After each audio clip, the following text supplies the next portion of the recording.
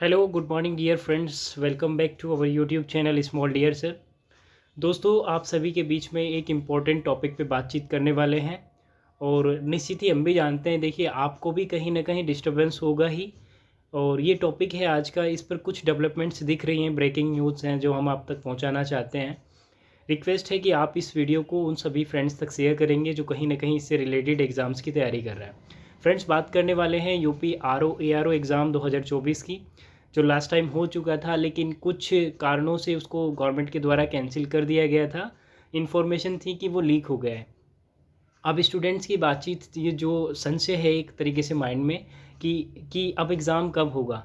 देखिए, हाल ही में गवर्नमेंट की साइड से आपको यूपी पीसीएस के समय में जब प्री एग्ज़ाम हुआ था, तो उससे पहले जो प्रयागराज में आंदोलन हुआ था उसके दौरान एक नई डेवलपमेंट दिखी थी कि कमेटी गठित की गई थी। ARO एग्ज़ाम 1 शिफ्ट को लेकर के एक कमेटी बना दी गई थी गवर्नमेंट के द्वारा। तो अब वो कमेटी वो कब रिकमेंडेशन अपनी जो है रिपोर्ट सौंपेगी, रिकमेंड क्या करेगी, वो मैटर नहीं करता। देखिए, हाल ही में जो डेवलपमेंट देखा गया है वो ये है कि आयोग ने, यूपी पीसीएस आयोग ने, यूपी लोक सेवा आयोग ने क्या काम किया है कि सभी डिस्ट्रिक्ट के जो हेड हैं, डिस्ट्रिक्ट मजिस्ट्रेट, उनको लेटर इशू किया है और उसमें उनसे ये जानने की कोशिश की है कि जो सेंटर्स हैं कितने अवेलेबल हो सकते हैं। तो जैसा मेरा अनुमान है, मुझे ऐसा लगता है कि गवर्नमेंट कहीं ना कहीं बिहाइंड क्या कर रही है, एक तरीके से वो 1 शिफ्ट एग्ज़ाम वाला जो सीन है उसके ध्यान में रखते हुए जितना नंबर ऑफ़ कैंडिडेट्स हैं उसके अनुसार वो अभी कॉलेजेस जो हैं ना उनको सेलेक्ट करने की कोशिश कर रही है। तो ऐसा मुझे लगता है कि जो कमेटी की रिकमेंडेशंस का आप लोग वेट कर रहे हैं तो उसको आपको नहीं करना चाहिए, क्योंकि एटलीस्ट आपको दो या 3 दिन में गवर्नमेंट की जो कमेटी है वो अपनी रिपोर्ट सौंप देगी एंड देन 2 से 3 दिन के अंदर ही आपको नोटिस दिख जाएगा कि आपका एग्ज़ाम कब होगा। तो उसमें आप ही का नुकसान है। और ये 2 दिन पहले की ही बात है कि गवर्नमेंट ने सभी डिस्ट्रिक्ट हेड्स क्वार्टर को, जो आयोग की तरफ से सभी डिस्ट्रिक्ट हेड क्वार्टर्स को एक लेटर इशू किया गया। प्राइवेट लेटर है लेकिन वो किसी कारणवश पब्लिक हो गया। आप तो जानते हैं कि सारी यहाँ पे चीज़ें पब्लिक हो जाती हैं यूपी सेवा आयोग की। तो अब आपको फ्रेंड्स क्या करना है, आपको 2 चीज़ें कंटिन्यू कर देनी है। थोड़ा थोड़ा आप नहीं, अब बहुत भयंकर तरीके से पढ़ना स्टार्ट कर दीजिए। आपको इतना करना है कि आपको सबसे पहले अपना हिंदी पे फोकस करना है, क्योंकि टाइम टू टाइम आप देख रहे हैं कि मॉडरेट, इसी टू मॉडरेट नहीं रह गया अब एग्ज़ाम, अब मॉडरेट टू टफ होता चला गया है। जीएस पेपर अगर 2 को देखें, आप यूपी पीसीएस प्रीलिम्स एग्ज़ाम देखें, चाहे यूपी आरओ जो एग्ज़ाम हुआ जो कैंसिल हुआ था उसके जीएस पेपर को देख लीजिए, कहीं ना कहीं वो स्टेटमेंट वाइज क्वेश्चन, असेशन, रीजनिंग वाले जो क्वेश्चंस होते हैं उनका जो है रेशियो कहीं ना कहीं इंक्रीज़ हुआ है। और साथ ही साथ जो 1 लाइनर फैक्चुअल क्वेश्चंस होते हैं उनका इंक्रीज़ नहीं बल्कि डिक्रीज़ किया गया उनको, क्योंकि अब यहाँ पे वनडे की जो तैयारी करने वाले सभी कैंडिडेट्स होते हैं, सीधी सी बात है कि सभी अप्लाई करते थे, मैक्सिमम जो सीजीएल लेवल तक के होते थे।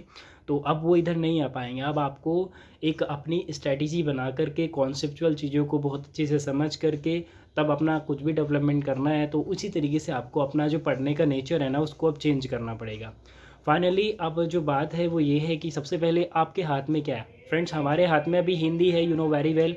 अगर आप हिंदी को रेडी कर लेते हैं तो आप ये मान करके चलिए, जैसे अगर कैंसिल एग्ज़ाम में माने तो उसमें 60 क्वेश्चन में इजी पेपर था, समथिंग 55 से प्लस ही पढ़ने वाला एक सिंसियर स्टूडेंट स्कोर कर रहा था, राइट। अब आपको क्या करना है, हिंदी पे ही फोकस करना है। डेली उठ के सबसे ज़्यादा जो मैक्सिमम जो मिस्टेक्स होने के चांसेस होते हैं वो पर्यायवाची शब्दों में होते हैं। तो आप उनको डेली स्टार्टिंग में मॉर्निंग में उठिए, 10 मिनट उनको रिवाइज करना स्टार्ट कर दीजिए अभी से। और साथ ही साथ 6 टॉपिक्स हैं, ओनली 6 टॉपिक्स को आप, मुझे लगता है कि 3 महीने भी अगर एग्ज़ाम पीछे जाता है अभी, जहाँ तक के चांसेस मार्च अप्रैल के लोग बातचीत कर रहे हैं, बिल्कुल किसी पे ध्यान मत दीजिए। यूट्यूब तो एक संसार है, संसार मिस इन्फॉर्मेशन का।